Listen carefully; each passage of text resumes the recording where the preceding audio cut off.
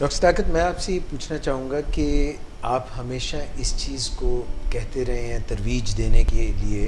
कि tight blood sugar control होना चाहिए, ना सिर्फ ब्लड शुगर फास्टिंग में, रैंडम में, बल्कि HbA1c भी टाइट कंट्रोल होना चाहिए। ऐसे में जब किसी को हाइपो हो जाए, किसी की ब्लड शुगर लो हो जाए, तो उसको तो डर लग जाएगा। देखिए, डायबिटीज़ के इलाज का जो बुनियादी पहलू है वो हाइपरग्लाइसीमिया को ठीक करना है, यानी जो ब्लड शुगर बढ़ी हुई है उसको नॉर्मल करना है। ये जो हाइपोग्लाइसीमिया है, जब ब्लड शुगर नॉर्मल से भी नीचे चली जाती है, ये ट्रीटमेंट की कॉम्प्लिकेशन है, ये ट्रीटमेंट का मसला है, ये बीमारी का मसला नहीं है। बीमारी का मसला ब्लड शुगर को ऊपर खींचने की तरफ है। अच्छा, जब हम बड़ी तेज़ी से ब्लड शुगर को कंट्रोल करने की कोशिश करते हैं हाई स्पीड से, और हम चाहते हैं कि बहुत जल्दी से ब्लड शुगर कंट्रोल हो जाए, तो यहाँ फिर ये एक्सीडेंट होता है, इसे मैं एक्सीडेंट कहता हूँ, कि हाइपोग्लाइसीमिया होता है। और जब हाइपोग्लाइसीमिया होता है तो उसका एक सिम्टम ये भी होता है कि बड़ी शिद्दत से भूख लगती है और बहुत ज़्यादा बेचैनी होती है, खो पड़ती है। अच्छा, अब इसका इलाज भी डॉक्टर बताते हैं कि जी कोई मीठी चीज़ खा लीजिए। तो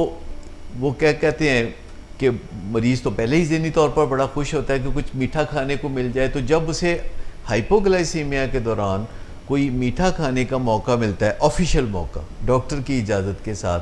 तो वो एक वहाँ पहलू तयशुदा हो जाता है, रिवॉर्ड सा हो जाता है, रीइंफोर्समेंट हो जाती है कि वो फिर अपने लाशऊरी तौर पर हाइपो करता है, वो ऐसी हरकतें करता है कि जिससे हाइपो हो। जब मरीज़ को हाइपो होता है उसको बहुत अटेंशन मिलती है, बहुत भाग दौड़ होती है, लोग उसको मीठी चीज़ें पेश करते हैं,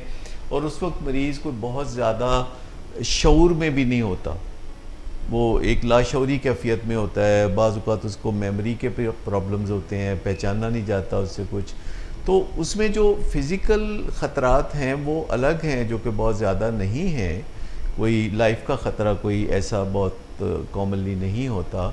लेकिन ये एक बिगाड़ की शक्ल या इल्लत की शक्ल इख्तियार कर जाती है चीज़,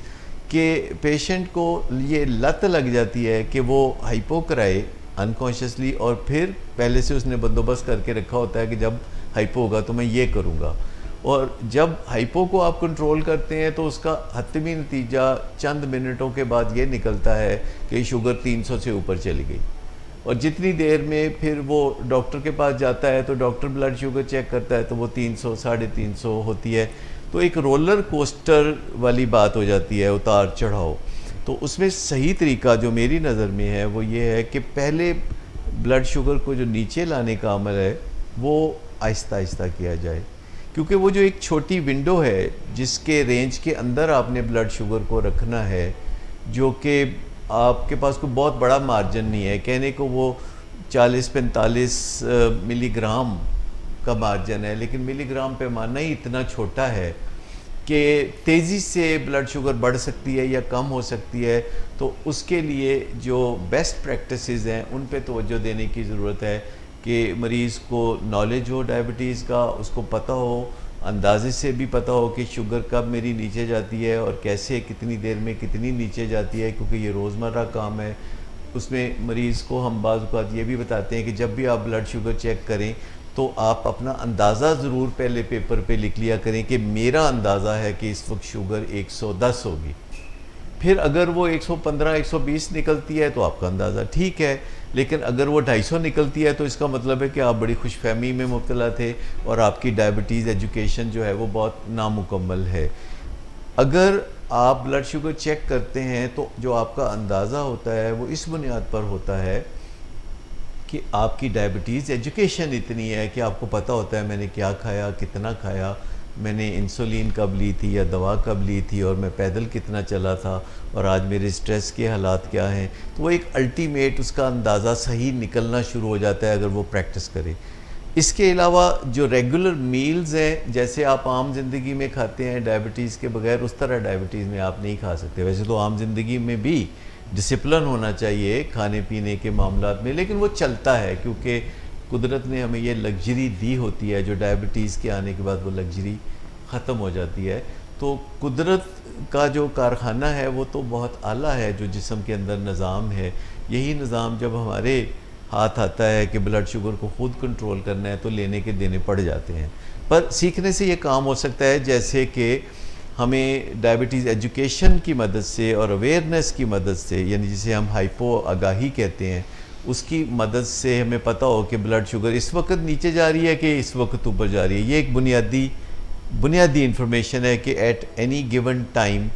मरीज़ को ये पता हो कि ये नीचे की तरफ जा रही है या ऊपर की तरफ जा रही है। और फिर जब वो खाने की टेबल की तरफ बढ़ रहा हो तो एक रॉक बॉटम की टर्म मैं इस्तेमाल करता हूँ कि उसे पता हो कि ये कम से कम ब्लड शुगर इस वक्त मेरी है जो 70, 75 या 80 अगर हो तो खाने की टेबल पे आप बैठे हैं तो आपको पता है कि आप एक अच्छा आगाज़ अपने खाने पीने का कर रहे हैं।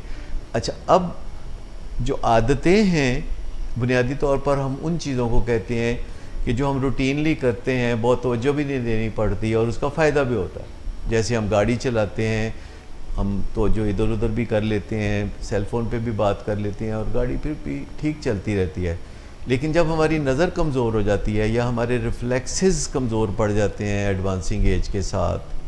तो फिर आप अगर सेल फ़ोन इस्तेमाल करेंगे या इधर उधर नज़र करेंगे तो एक्सीडेंट होगा। और बाज़ औक़ात लोग फिर गाड़ी चलाने की बजाय ड्राइवर को दे देते हैं। तो जब तक वो कहते हैं ना कि वो मेक है वाइल द सनशाइन, तो लोग ये करते हैं कि जब तक डायबिटीज़ नहीं होती तो जो मर्ज़ी खाते रहते हैं, फिर डायबिटीज़ होती है तब भी जो मर्ज़ी खाते रहते हैं। तो असल चीज़ ये है कि मुझे जब पता चला कि मेरे बड़े भाई को डायबिटीज़ हो गई है और मेरी फैमिली में डायबिटीज़ बहुत है, तो 1983 की बात है, तो मैंने उसी वक्त तसव्वुर कर लिया कि डायबिटीज़ मेरी तरफ आ रही है और मुझे अपनी जीन्स के ख़िलाफ़ एक जद्दोजहद करनी है। अल्हम्दुलिल्लाह मुझे बिल्कुल भी डायबिटीज़ नहीं हुई, मेरा HbA1c बिल्कुल ठीक है। और ये जीन्स को बीट करना को बहुत ज़्यादा मुश्किल नहीं है। अगर आप रेगुलर वॉक करते हैं और अपनी स्ट्रेस को मैनेज करते हैं और खाने पीने को एक स्ट्रक्चर में रखते हैं तो आप अपनी जीन्स को बीट कर